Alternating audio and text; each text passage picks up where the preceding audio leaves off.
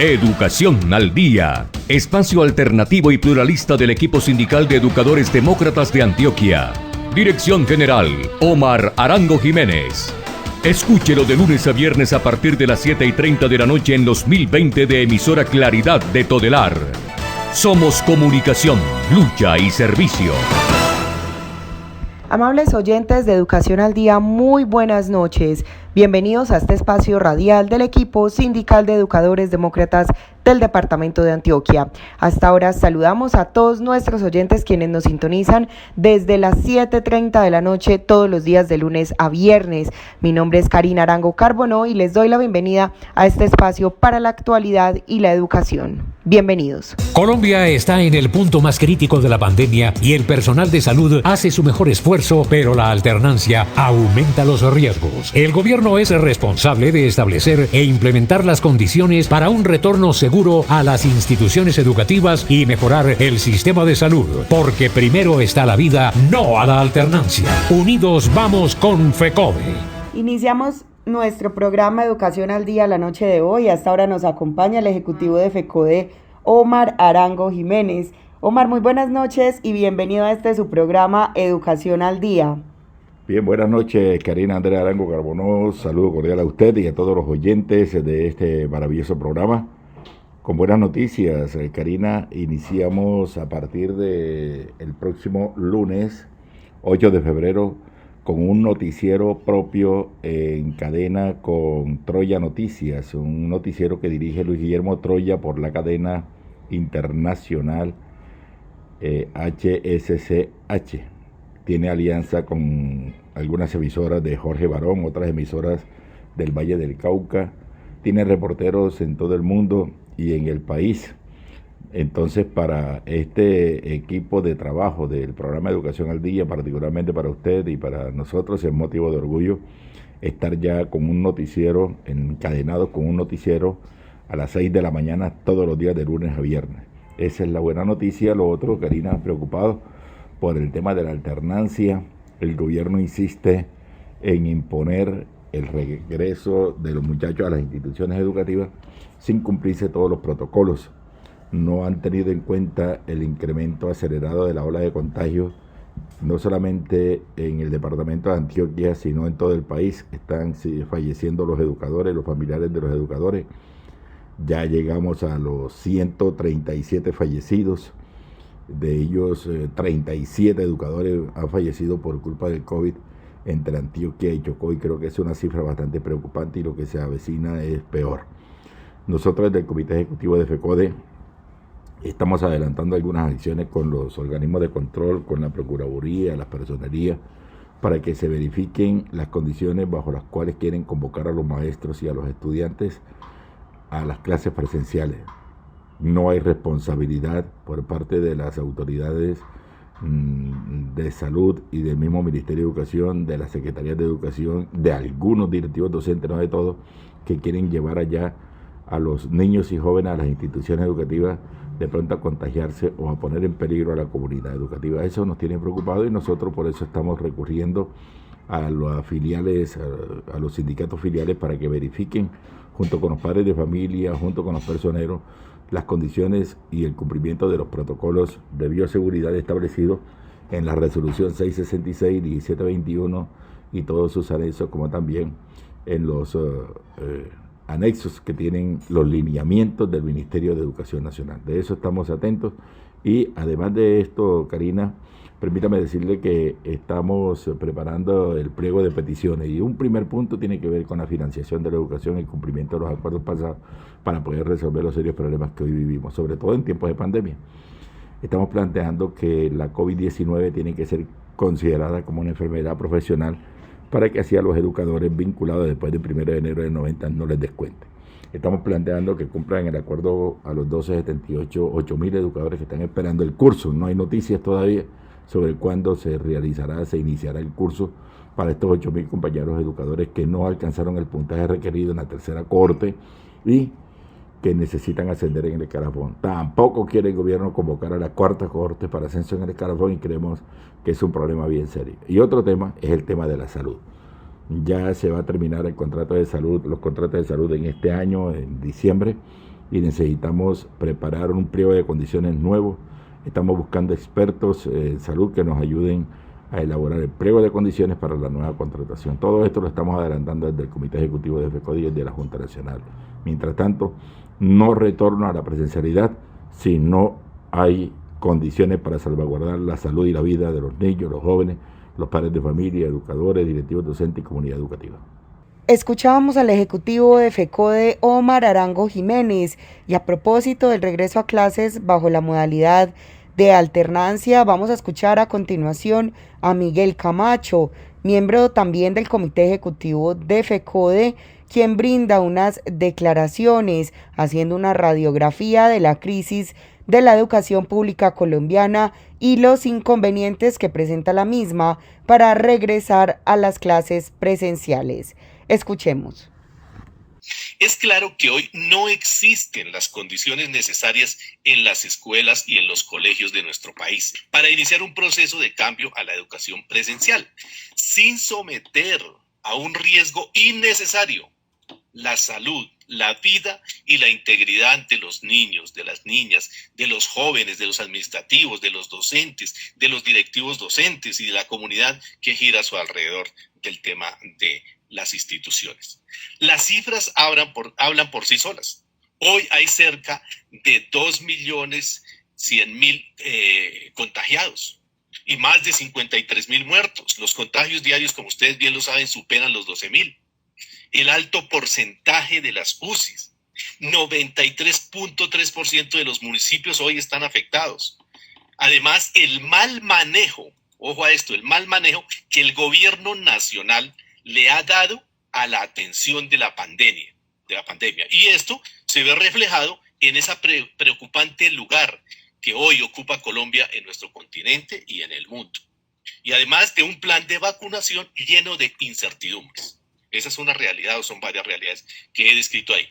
El Viceministerio de Educación manifiesta que de las 9.351 instituciones educativas que hay en el país con sus 53.000 sedes, antes eran 44, bueno, no sé, ahora estas cifras han cambiado, están listas con todas las medidas de bioseguridad 1.465.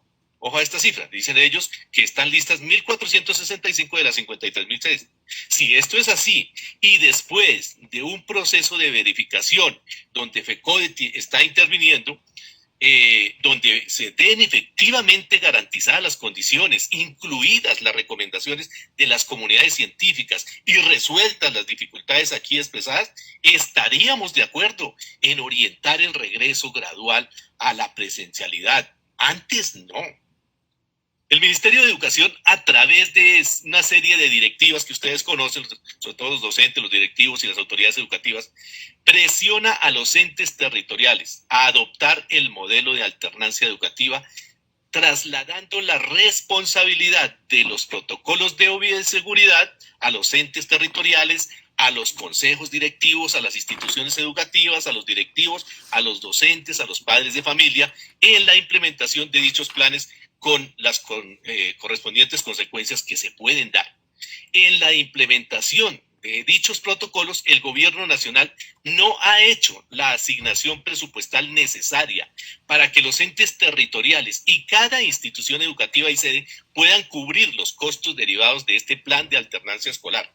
FECODE ha solicitado al gobierno nacional desde el mismo inicio de la pandemia recursos adicionales para afrontarla, al cual el gobierno ha hecho caso omiso. Igual sucede con el punto del pliego de peticiones firmado en el año 2019, en el cual se acordó presentarle al Congreso un proyecto de ley para reformar constitucionalmente el sistema general de participaciones para incrementar progresivamente los recursos para la educación, para la salud, para el agua potable, para el saneamiento básico y otros propósitos. Este acuerdo firmado por FECODE y el gobierno nacional al día de hoy tampoco se ha cumplido. De acuerdo con la información que también ha entregado en la presente semana el Viceministerio de Educación, de los 400.000 millones que dicen haber asignado para atender los protocolos de esta improvisada alternancia, solo se han ejecutado, ojo a estas cifras, a 31 de diciembre del año 2020, 64.000 millones, 64.000 millones, exactamente 64.584 millones. Es decir, no corresponde sino a un escaso 16% de la asignación inicial. Es decir, no se ha ejecutado el 84%, es decir, más o menos 336.000 millones de pesos. Aquí quiero hacer un paréntesis para resaltar que la administración de Bogotá, esta administración, en lo que hoy he escuchado, las cifras, muy juiciosos los que han intervenido eso, y las estrategias que han implementado han ayudado mucho. Seguramente hay cosas por mejorar. Como la mayoría de situaciones se resuelven es con plata, entonces destacar aquí que en Bogotá se han destinado 23 billones con B para la educación en estos 4 años, de los cuales 13 billones son del Sistema General de Participaciones y el restante de recursos propios. Eso es un gran esfuerzo que hace la administración de Bogotá. Un incremento de un 33%, ¿sí? Que eso es con respecto al pasado, que eso es valiosísimo. Nada parecido a lo que ocurre a nivel nacional. La realidad de la mayoría de las instituciones educativas es que presentan deficiencias en sus infraestructuras. No hay garantía de la prestación de los servicios básicos. Se carecen de cosas tan elementales como los termómetros, los tapetes antibacteriales, máscaras, gel, jabón, soluciones de hipoclorito, bueno, todos los que ustedes conocen. Tampoco se cuenta con personal de aseo suficiente para la desinfección. Y se pretende que nosotros los docentes, los directivos docentes o los administrativos, seamos los encargados de ir a tomar la temperatura, de recoger la información, del ingreso a las instituciones educativas, de verificar los antecedentes médicos, de las comorbilidades, desconociendo que esta es una labor de los profesionales del sector salud. Con esto ya algunas personas lo han dicho, los colegios deberían tener un auxiliar de enfermería para toda esta situación, es una pandemia en la cual el gobierno debería atender. Los maestros. Ellos han venido, todos los compañeros maestros, han venido cumpliendo con su labor pedagógica, respondiéndole en todo momento a las comunidades educativas con el derecho a la educación desde que se inició esta pandemia, implementando su labor desde la casa, que la han transformado en aula. Las tecnologías, todo eso han tenido que reinventarse, las redes, el uso de las plataformas, asumiendo con sus propios recursos, como decía William, los gastos que esta misma implica y que es un deber del Estado. Han duplicado sus jornadas laborales en la atención de los estudiantes, de los padres de familia, a diferentes horarios, en reuniones, en planeación, en evaluación, en retroalimentación con sus estudiantes, actividades del gobierno escolar, la elaboración del material pedagógico que ahora cambió, las guías, los talleres. Han sacrificado el tiempo que antes dedicaban a sus familias. En muchos casos su salud se ha deteriorado. Según reporte de la Fiduprevisora, al 12 de enero del presente año, entre maestros y sus familias, sus beneficiarios, se han registrado 818 fallecidos. En la región 10, que es donde está Bogotá, Cundinamarca y los entes territoriales, van 136 fallecidos. Los prestadores de salud del magisterio, esto es bueno que la comunidad educativa lo sepa, con la anuencia del gobierno nacional no cumplen con lo contratado y hoy con la excusa de la pandemia no prestan ni los servicios básicos de salud, no hacen pruebas, no hacen seguimiento a los contagiados, sin mencionar que el gobierno ha omitido su deber legal de establecer el COVID-19 como una enfermedad de origen laboral, que evitaría descuentos en los salarios, en las incapacidades y la desprotección en que quedarían si hay pérdida de capacidad laboral. Pese a todos estos factores, y ya voy cerrando, y limitaciones, los maestros han asumido con profesionalismo y responsabilidad su trabajo. Debe destacarse, por ejemplo, lo que sucedió ahora en el departamento del Meta en Barranquilla, en esos puntajes del ICFES que fueron excelentes. Fueron estudiantes de instituciones públicas. Los maestros sí queremos regresar, y eso quiero dejarlo aquí bien clarito, los maestros sí queremos regresar a la presencialidad. Es nuestro escenario natural, donde desarrolla el mejor proceso que es de la enseñanza-aprendizaje. Es el espacio para el encuentro, para la interacción, que ayudan en el desarrollo personal y también socioemocional. Pero no a costa de aumentar el riesgo del contagio y poner en riesgo la salud y la vida. Cabe anotar que las personas que constituyen o constituimos, que giramos alrededor de las comunidades educativas con el movimiento que el regreso puede darse, constituirían una cadena de contagio que supera una tercera parte del total de la población colombiana. Hagan cuentas. A pesar De todas estas situaciones difíciles, hoy es preferible, por el bien de las comunidades educativas, por esos niños, por esas ternuras de niños que vimos hoy, continuar en este trabajo virtual en casa, que ir a la presencialidad en este modo de alternancia o retorno gradual sin las condiciones, porque el derecho a la vida está por encima de cualquier otro y es nuestro deber constitucionalmente protegerlo.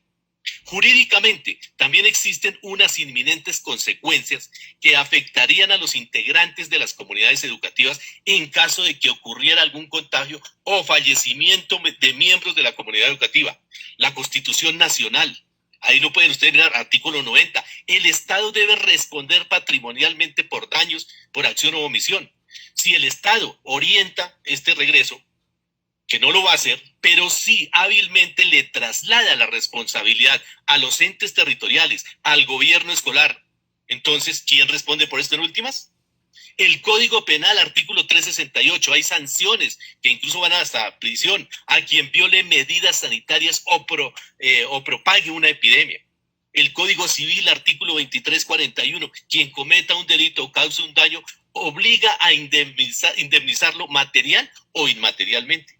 Asimismo, el artículo 2347 habla de la responsabilidad civil ligada a la matrícula, cuando un niño se matricula, por los daños y los perjuicios que le puedan causar. El Código Disciplinario, la Ley 734, el Código de Procedimiento Administrativo, el Código de la Infancia y Adolescencia. Bueno, aquí podríamos citar cualquier cantidad de normas que podrían llegar a hacer algo en contra de los integrantes de las comunidades educativas.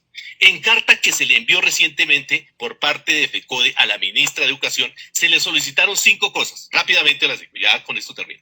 Postergar la presencialidad en cualquier modalidad de las instituciones educativas de todo el país por las razones expuestas y regresar hasta cuando existan las condiciones de salud avaladas por la comunidad científica con una comisión de ambas partes. Segundo, continuar con el modelo de educación que tenemos hoy no presencial o desde casa, habilitando las condiciones de conectividad, que yo también ya lo han dicho suficiente, y dotación de computadores. Tercero, suspender, ojo a esto, la reorganización de las plantas docentes que se está adelantando en entes territoriales. Hoy recibí una información por allá del Valle del Cauca, donde se están disminuyendo el número de plazas.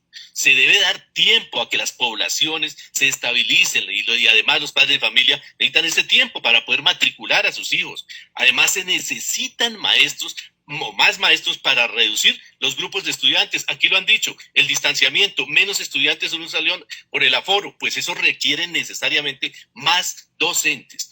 También como un cuarto punto, una comisión de expertos, constituirla, científicos, por parte del gobierno y por parte de FECODE, que evalúe las condiciones de respuesta del sistema de salud preventivo como curativo, la evaluación del desarrollo del contagio y el sistema de vacunación. Y quinto, no se desconozcan las realidades institucionales, lo que hoy está pasando, las nuevas necesidades, los contextos, los escenarios que surgen con esta pandemia y que advierten de la necesidad de preparar e implementar las condiciones para el retorno seguro. Se requiere realizar un diagnóstico urgente en cada institución educativa, con instrumentos concertados y unificados, pero especialmente reales, en la construcción de los protocolos, que debe participar la comunidad educativa, no unas personas nada más, sean objetivos, y en el propio contexto de la adecuación de las plantas físicas y la organización de planes de estudio, que esto también es muy importante.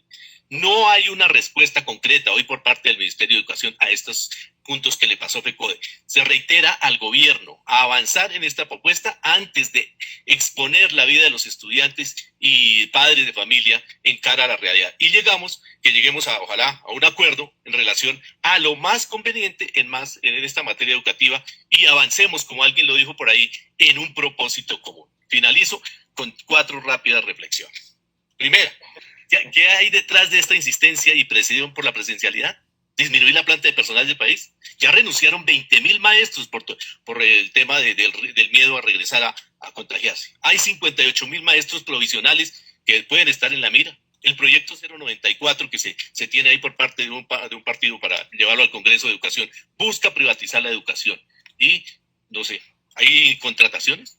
Cuando las condiciones se den y los recursos estén ahí, y atacaremos el contagio, habrá la evolución de la pandemia y la cultura del autocuidado, es fundamental. Un concepto científico fue el que nos llevó a la virtualidad, pues que sea un concepto científico el que nos lleve a la presencialidad. Niños, finalmente, queremos que ustedes tengan buena salud mental, queremos que tengan interacción, queremos que se gradúen, que logren sus sueños, pero lo primero que se debe tener es la vida. Y el presidente de FECODE, William Velandia, también se ha pronunciado al respecto. Escuchemos a continuación la postura de la Federación ante la insistencia del Gobierno Nacional y algunas entidades territoriales del regreso a clases presenciales aún en la emergencia por la pandemia. FECODE le está exigiendo al Gobierno Nacional para que se articule un proceso de la implementación de las condiciones de bioseguridad que hoy demanda la escuela de la presencialidad. Quedó demostrado. La educación presencial jamás podrá ser reemplazada por la educación virtual y para nosotros ese es el espacio natural. Pero entonces queremos condiciones conforme a las recomendaciones de la UNICEF, a las recomendaciones de los expertos, a los protocolos que se han propuesto, pero que tienen que materializarse en las escuelas y colegios del país para ese retorno seguro de nuestras comunidades educativas. En ese sentido, pues el llamado es a que de la mano de los maestros, de las comunidades educativas, de los gobiernos escolares, se haga la exigencia para que se implementen estas medidas, esos protocolos, que se haga una verificación con el acompañamiento de la Defensoría, con el acompañamiento de la Personería, de las Secretarías de Salud, y que en esa responsabilidad que tienen los gobiernos escolares se determine el momento, si están dadas las condiciones, para ese retorno, como lo hemos dicho nosotros, debe ser un retorno seguro a la presencialidad. Y los maestros del sindicato SUTEC dicen también no a la alternancia. Escuchemos.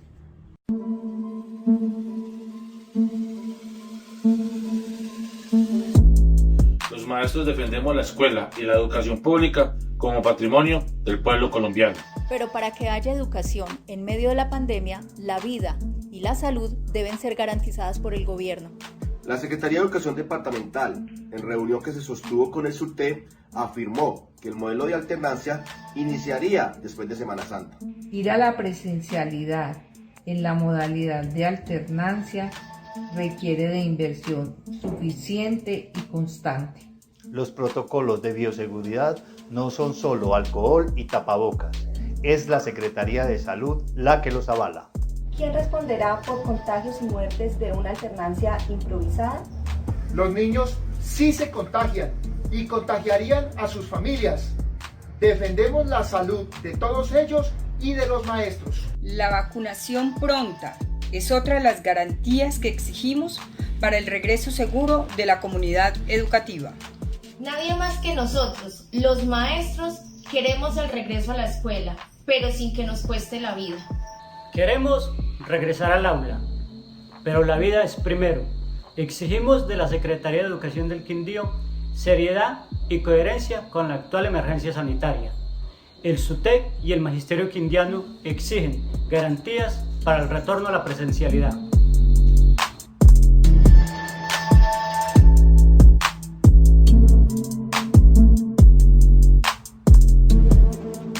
Colombia está en el punto más crítico de la pandemia y el personal de salud hace su mejor esfuerzo, pero la alternancia aumenta los riesgos. El gobierno es responsable de establecer e implementar las condiciones para un retorno seguro a las instituciones educativas y mejorar el sistema de salud, porque primero está la vida, no a la alternancia. Unidos vamos con FECODE. Y estamos de regreso aquí en nuestro programa Educación al Día. Y para FECODE, la vida, la salud y la educación son 3 derechos imperativos que la alternancia no debe vulnerar.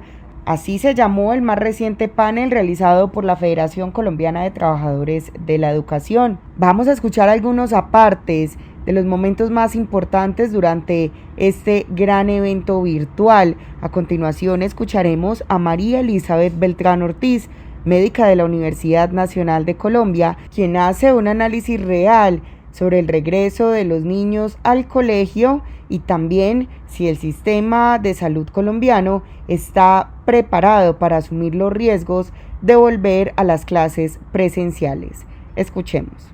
La pregunta muy concreta sobre la percepción que tenemos desde el Colegio Médico, puedo hablar desde el Colegio Médico Bogotá, porque es un tema que hemos discutido, sobre la decisión de iniciar las clases, los niños, los jóvenes, los adolescentes, sí tiene unos riesgos. En términos generales, esta pandemia ha sido un reto para todo el mundo, para toda la humanidad, para quienes tienen que tomar decisiones, para los salubristas, para los médicos, para la primera línea, para todo el mundo ha sido un reto, pero también va dejando unas enseñanzas. También hay una historia que hay que revisar de las anteriores pandemias, tal vez la más grande que de alguna manera había dejado ya unas enseñanzas, pero que parece que se le olvidan a nuestros dirigentes, fue la llamada la pandemia de España. Pero realmente las decisiones y los aprendizajes tienen que tener en cuenta que cuando se habla de una pandemia incluye todo el mundo, y todo el mundo son también todas las instancias, y entonces las instancias no son solo políticas, que son los que están tomando las decisiones, sino son las instancias científicas, las instancias sectoriales, como en este caso, que es también el punto de vista, el enfoque y los riesgos que puede ver el sector de los profesores. Realmente, sabemos que en este momento el virus está matando, está dejando secuelas, está complicando a la gente y digamos que tiene muchos efectos no solo a nivel personal, individual, familiar, colectivo, sino también los efectos de la economía. Luego, la responsabilidad de quienes toman las decisiones debería ser una responsabilidad compartida, pero en la construcción también, no solo en la toma de decisiones, porque uno termina escuchando que entonces la responsabilidad termina siendo de la indisciplina del ciudadano, pero hay que ver el Estado que le ha aportado a ese ciudadano, qué pedagogía, qué conocimientos le ha aportado a ese ciudadano, para que el ciudadano responsablemente pueda tomar las decisiones. No, en este momento se quedó en las redes, mensajes erróneos que no ayudan a tener los comportamientos que se requieren. Eso por una parte, pero por otra parte se necesitan las condiciones socioeconómicas y culturales para que la gente pueda llegar a hacer, las cuarentenas correctas, a tener la disciplina social que se requiere, la higiene, se necesita elemental del agua potable, entre otras cosas. Bueno, todo este tipo de cosas. Entonces, volviendo al punto inicial, en este momento, estamos en un momento crítico donde ya ha habido, casi en todo el mundo, las dos olas o los dos picos de la pandemia. La primera, pues digamos que nos cogió como sin la mayor preparación. La segunda deberíamos haber aprendido y estamos pasando la segunda. Nosotros estamos hasta ahora tratando de bajar un poquito de esa meseta que se había hecho de aumento de la mortalidad y las complicaciones que nos pasó en diciembre y en enero, nos pasó la factura en diciembre y en enero. Y entonces, las recomendaciones que está dando el gobierno en su plan, por ejemplo, de vacunación, la vacunación realmente, digamos, es una necesidad y es una meta en este momento de pandemia, porque hay que decirlo de manera categórica, la vacuna realmente le va a dar una defensa contra el virus. Eso es una realidad. Aquí tenemos los desafíos grandes de que la vacuna se compró tarde por muchas razones, que nos va a llegar tarde, que ahora el reto de cómo sea la vacunación puede tomar todo el año 2021 y probablemente parte del 2022. Y entonces en ese mientras tanto, ¿qué pasa, por ejemplo, en el sector educativo y con la apertura de los niños y de los jóvenes? O sea, las decisiones se pueden tomar si nos garantizan que los niños en general se ha mostrado que son los que menor incidencia tienen en enfermarse, en fallecer, en complicarse. Digamos que entonces es un grupo que de alguna manera uno podría decir, bueno, se le puede apostar a que los niños vuelvan y retomen las clases, los niños, los jóvenes, los adolescentes, si no tienen una patología, una comorbilidad de base que les esté acompañando. Por supuesto que si hay una patología adicional, pues ya el riesgo cambia. Pero la mayoría de los niños son sanos, de nuestros jóvenes son sanos. Pero resulta que los niños pertenecen a unas familias y las familias tienen los riesgos. Si los niños no tienen en sus espacios todas las condiciones para que realmente no sean unos sitios donde fácilmente puedan contaminarse o tener el virus y puedan ser asintomáticos y los puedan llegar a sus familias, el riesgo está alto para que lleguen las familias. Entonces, una sola decisión de abrir está afectando también a su familia y muy seguramente a la comunidad. También están los profesores. Y los profesores también son un factor de riesgo en eso. Entonces, en general, tomar esa decisión en este momento sin tener las consecuencias o tener vistas las soluciones para que se lleven a cabo esas soluciones o se cubran esas necesidades económicas y socioculturales, creería que en este momento es un riesgo. Y a propósito de este tema, escuchemos también el pronunciamiento del virólogo Orlando Acosta, investigador de Colciencias y profesor de medicina de la Universidad Nacional de Colombia. Ciertamente, la comunidad científica ha tenido gran incidencia en la toma de decisiones desde el principio de la pandemia, es decir, desde cuando se declaró, dando las evidencias del agente etiológico, es decir, del agente causante de esta patología que luego se denominó como COVID-19. Sin embargo, tiene que hacerse una distinción muy importante.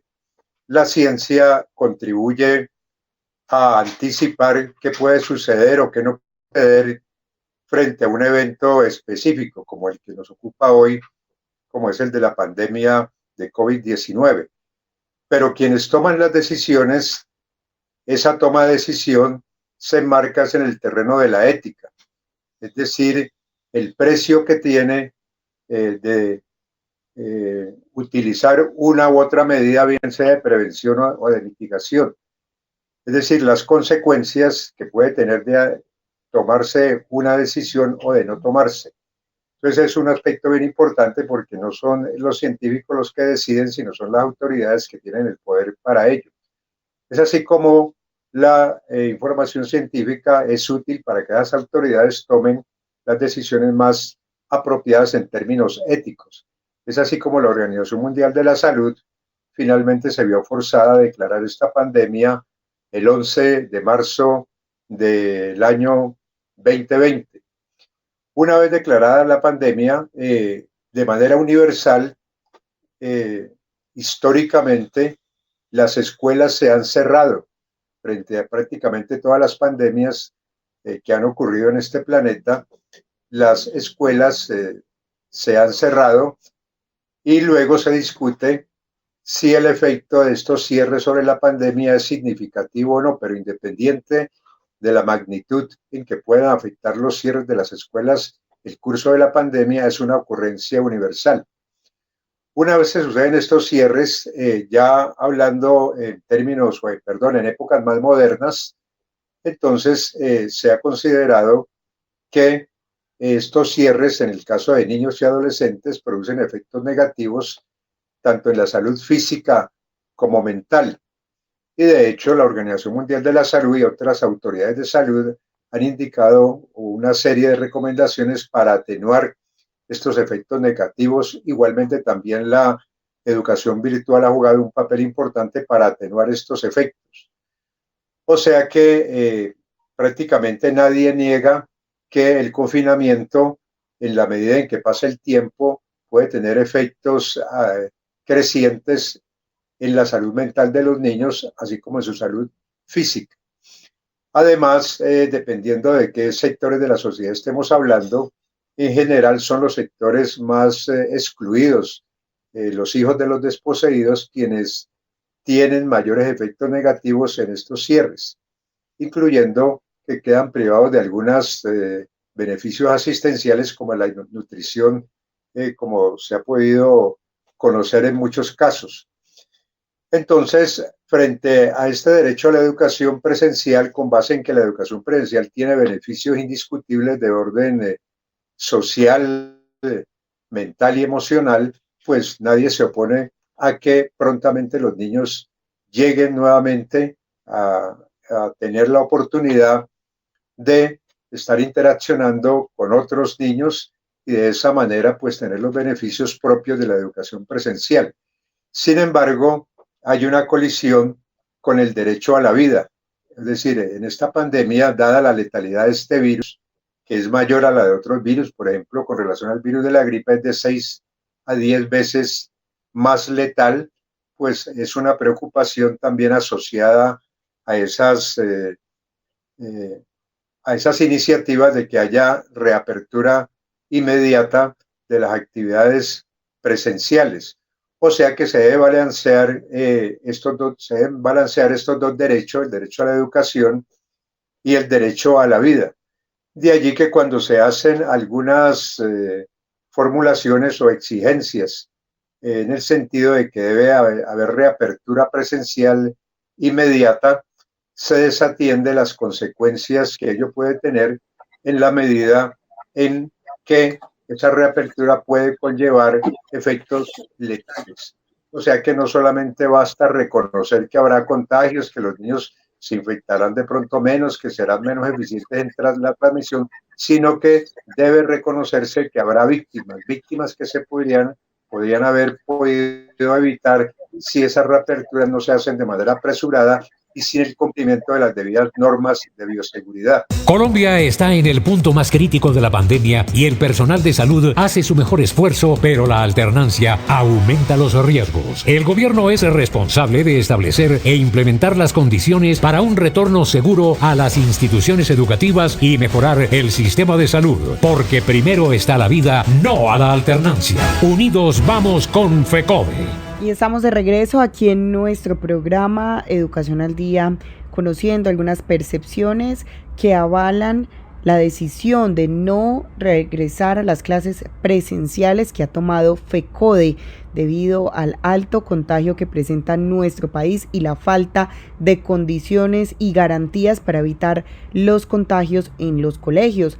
A propósito de este tema, vamos a escuchar a continuación al presidente de la Federación Médica Colombiana, Sergio Izaza, quien hace un contexto general sobre el proceso de la pandemia en nuestro país y argumenta la justificación que se ha dado desde el Ministerio de Salud y el Ministerio de Educación sobre el regreso a clases debido a que los niños presentan un bajo riesgo de contagio y complicaciones por el COVID-19. Escuchemos. Yo quisiera empezar dando unas cifras de actualización de en qué va la pandemia, precisamente hablando sobre el derecho a la vida. Resulta que debemos tener en cuenta que prácticamente la ciudad donde nació el presidente de FECODE desapareció, porque llevamos 54.576 muertos en total por COVID-19 en lo que va corrido de la iniciación de la declaración de la pandemia en Colombia hasta el día de ayer. Y Pamplona es una ciudad que está entre los 50 y los 53.000 habitantes, o sea, es una ciudad más grande que Pamplona. Imagínense, son prácticamente 2 armeros, acuérdense lo que fue la tragedia de Armero. Yo empiezo esta intervención siempre porque es que cuando uno ya en las intervenciones de los noticieros, del señor presidente, del ministro, etcétera, todos los días, oye, son cifras frías. Y resulta que aquí hablamos de una ciudad llena de personas, ¿sí? Entonces quiero hacer énfasis en eso, en que son personas que han desaparecido, son familias que dejan de ver a un ser querido, que quedan desprotegidas económicamente, que quedan afectadas emocionalmente y físicamente, ¿por qué no decirlo? De manera que quería decir eso. Y imagínense ustedes, este es un parangón que yo hago, los fallecidos de ayer fueron 304. Hagan de cuenta que un jet Airbus, un 320, estos más grandes, no tan grandes, un avión mayor que ese, casi un jumbo, se cayera en Colombia todos los días. Entonces, con esto yo quiero sensibilizar tanto a todas las personas que estén acá para que cada vez que oigan una cifra, piensen que detrás de cada número hay una persona. Y para que esto se insista en los medios de comunicación, para que cuando hablen de cifras no acepten los números fríos, sino que detrás de cada número hay una historia de vida que ya no está. Bien, quería hacer esa introducción porque precisamente la pregunta tiene que ver con qué peligro pueden correr los niños estando en esta situación de asistencia y qué tan peligrosos se pueden convertir los niños en ese sentido.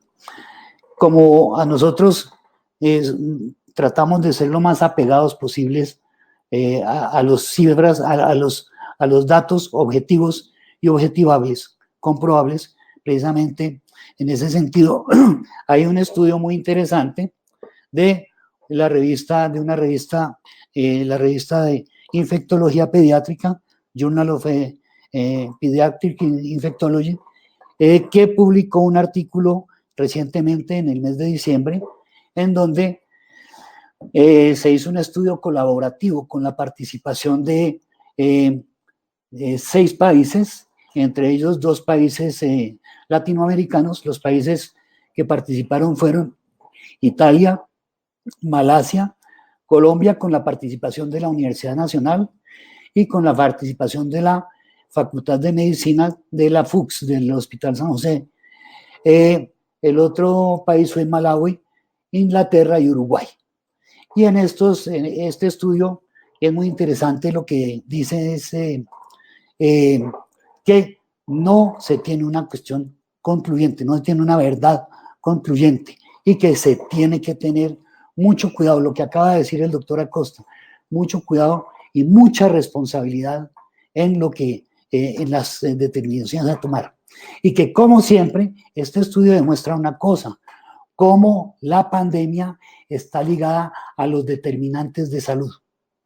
Es decir, las enfermedades en su mayor afectación ocurre en las poblaciones más pobres, más económicamente afectadas negativamente, más vulnerables sanitariamente, nutricionalmente y económicamente. Y este estudio lo que demuestra es esto. Demuestra también, sí, que hay, según la edad, y esto lo conoce y lo sabe muy bien, el doctor Acosta nos los puso de manera gruesa, varía esa capacidad de contagio de los niños, va disminuyendo con la edad, tanto de adquirir la enfermedad como de transmitirla. Sin embargo, esto no es absoluto. Nosotros, trágica y dolorosamente, la semana antepasada debimos tratar a un niño que falleció con una falla hepática, un niño de solamente 10 meses, con una falla hepática por coronavirus, transmitido por su madre. Entonces, este tipo de cosas no se pueden tomar como una cuestión absoluta.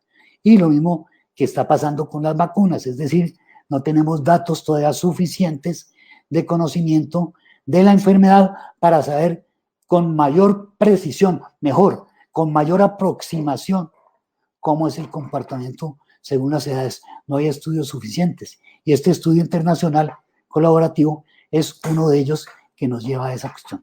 De manera que prudencia ante todo. Y los niños, si bien es cierto, pueden tener una menor capacidad de contagio, sí tienen capacidad de contagio. Y si bien es cierto, su sistema inmunológico por madurez y otras cosas que no se conocen a ciencia cierta todavía, tienen un comportamiento también distinto. Por ejemplo, según la edad, la forma como se manifiesta clínicamente el COVID en niños no es siempre respiratoria, puede ser gastrointestinal, o como este niño que falleció, hepática, o otros niños mayorcitos renales, y los más grandes, que había uno de entre 15 y otro de 17, no fallecidos, tratados en las unidades de cuidado intensivo o en la unidad de cuidado intensivo pediátrica, sí, con distintas manifestaciones, de manera que esto debe tratarse con mucho cuidado. Y dependiendo de las condiciones de cada colegio es que se debe medir. Me explico. En un colegio que garantice una suficiente espacio para que en una clase haya apenas el 25% de los niños que originalmente están, o el 20%, con suficiente ventilación, y que puedan llevar afuera una vida, las clases, por ejemplo, afuera y no dentro del aula, mejor. Igual, la alimentación, etcétera. El transporte, se debe disminuir cada ruta de transporte a un 20 o al 25%, 30% máximo, con ventanas abiertas, etcétera.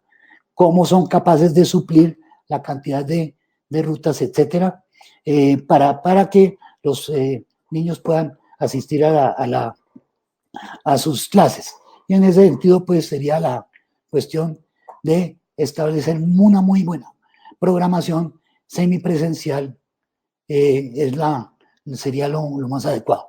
Ahora, estas condiciones se cumplen en las escuelas de los barrios de estratos 0, 1 y 2 y 3. Las condiciones nutricionales y de comorbilidades de estos niños se cumplen para garantizarles su protección en ese sentido. Entonces, sin esos datos y sin esas cifras, no lo podemos saber.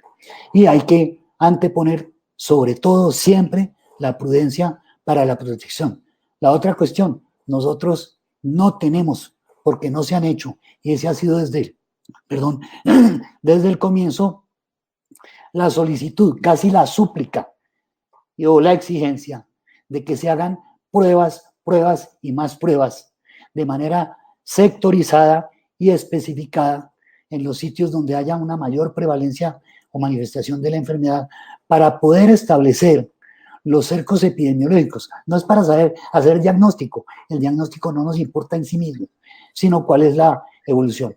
Entonces, sin eso no se debe tomar alguna decisión. No estoy de acuerdo con lo que plantea el gobierno olímpicamente. Continuemos a continuación escuchando a la doctora María Elizabeth Beltrán Ortiz, médica de la Universidad Nacional de Colombia, quien hace, por supuesto, también un análisis y nos brinda unas aclaraciones sobre el proceso de vacunación nacional contra el COVID-19. Escuchemos. El problema de la vacuna no es ajeno, digamos, a los demás países. La necesidad es grande. Consideremos que en promedio somos 8.000 millones de personas y la idea es que la vacuna pues le llegara a todos o por lo menos al 70% de ellos para que se genere la inmunidad de rebaño. Eso mismo se va bajando a cada país y a cada territorio. Entonces, sí es entendible, debemos entender que no se pueden aplicar, primero, no se cuentan con todas las vacunas para todos los colombianos, y que eso va a tener una gradualidad y una línea de tiempo para que llegue. Empezando ya hacia atrás, en todo caso, que se demoraron en tomar la decisión de negociar las vacunas. Y por eso, mientras muchos países de Europa, Estados Unidos, México y Centroamérica y Latinoamérica ya empezaron la vacuna, nosotros estamos esperanzados en una promesa que se iniciaría el 20 de febrero, más o menos con 220.000 vacunas que llegarían. Entonces, entendiendo, digamos, la magnitud y entendiendo la cantidad, digamos, y los procesos y la planeación para la vacuna, uno sí entendería que requiere una priorización, porque y si no existiera esa priorización, sabemos con estos modelos colombianos de los políticos y de las corrupciones y de las prebendas, que si llegan 220.000 vacunas, estarían vacunados todos los políticos y las familias de los políticos. Entonces, es necesaria realmente una priorización y una categorización. En términos generales, para colocar más o menos 35 millones de vacunas, es decir, y si es el doble, cada vacuna necesita un refuerzo, estamos hablando de 70 millones de vacunas. Eso, si se miran los promedios, terminaría siendo más. Para solo 35 millones son más de 220.000 vacunas diarias en términos generales. Entonces, uno entiende que hay que tener una priorización. El plan de vacunación, me parece, lo estuvimos analizando en el Colegio Médico de Bogotá, tiene unos vacíos, pero sí tiene, digamos, algunas orientaciones válidas. En cualquier guerra, y la humanidad está en guerra contra un virus, es una lucha de sobrevida, pero en cualquier guerra, digamos que en Ginebra se tomó esa decisión, cuando hay guerras, cuando hay enfrentamientos, la primera línea que se tiene que salvaguardar es la línea de salud, para que ellos a su vez salvaguarden a los guerreros o a la demás gente. Entonces, el primer criterio que tenemos está en salvaguardar la primera línea de salud. Siguen las personas más vulnerables, que son los mayores de 80, y después de eso ya sigue la segunda línea de salud, que termina siendo, digamos, como los apoyos logísticos, pero que de todas maneras están en unos servicios donde acude la gente que tiene la problemática, que puede ser contaminante, y entonces ellos deben estar en esa segunda línea. Realmente, digamos que los profesores están en la tercera etapa de la primera fase. La primera fase lo que quiere es intervenir, evitar, digamos, la mortalidad, las complicaciones, y la segunda fase, que sería para evitar, digamos, la contaminación y hacer prevención. En cuanto a la priorización, es necesario, desde la lógica no es posible, digamos, poder vacunar a todos, pero tenemos un problema, y es que estamos en un modelo donde la intermediación es el negocio, y entonces ese plan de vacunación le deja la responsabilidad a las EPS, y las EPS ya demostraron para los cercos epidemiológicos y para hacer los testeos que no son suficientes, o no quieren invertir, ni siquiera invertir, porque es que para la pandemia se tienen unos dineros distintos.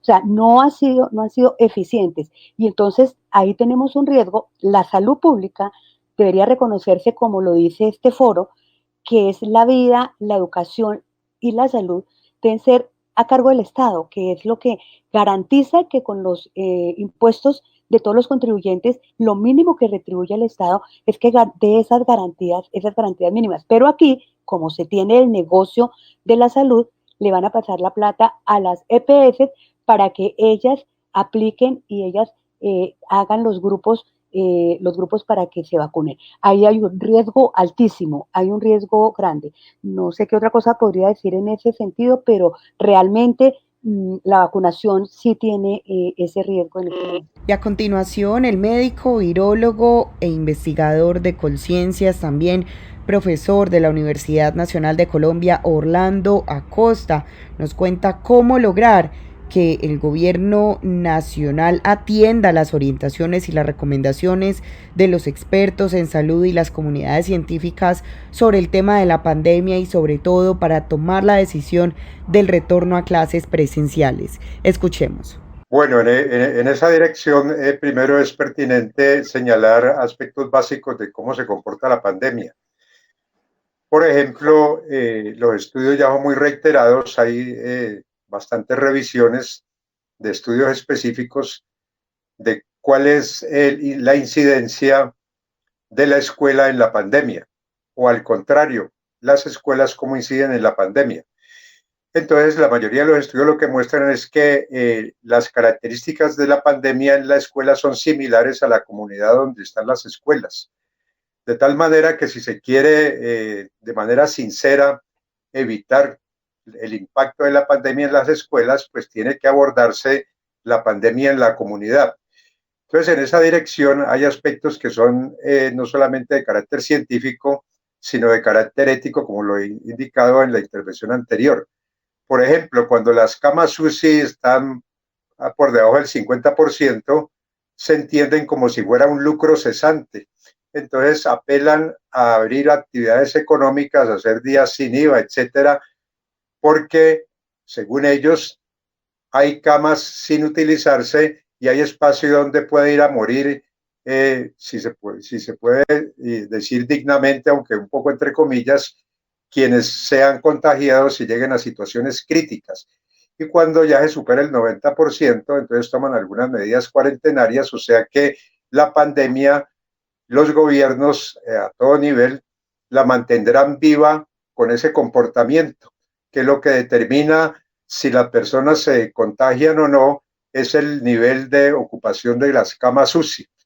O sea que de esa manera la pandemia no terminará.